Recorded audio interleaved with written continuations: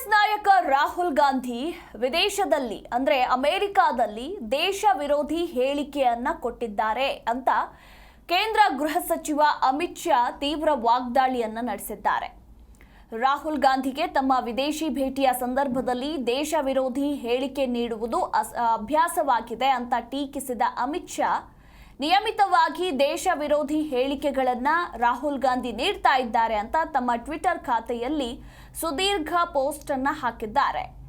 ದೇಶ ವಿಭಜಿಸಲು ಸಂಚು ರೂಪಿಸುವ ಶಕ್ತಿಗಳೊಂದಿಗೆ ನಿಲ್ಲುವುದು ಮತ್ತು ದೇಶ ವಿರೋಧಿ ಹೇಳಿಕೆಗಳನ್ನ ನೀಡುವುದು ರಾಹುಲ್ ಗಾಂಧಿ ಮತ್ತು ಕಾಂಗ್ರೆಸ್ ಪಕ್ಷಕ್ಕೆ ಅಭ್ಯಾಸವಾಗಿದೆ.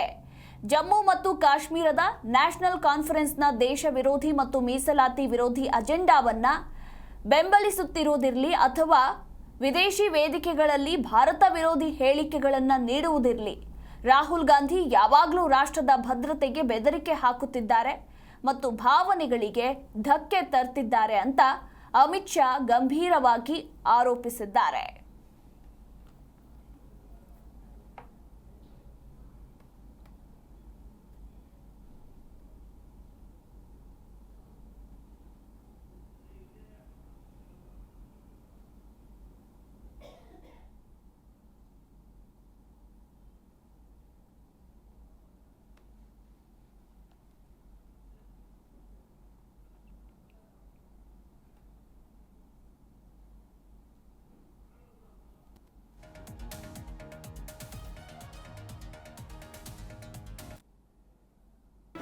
ಜಿ ಕನ್ನಡ ನ್ಯೂಸ್ ಈಗ ನಿಮ್ಮ ಮನೆಯಲ್ಲೇ ನೋಡಿ. ಎಲ್ಲ ಕೇಬಲ್ಗಳಲ್ಲಿ ಈಗ ಲಭ್ಯ.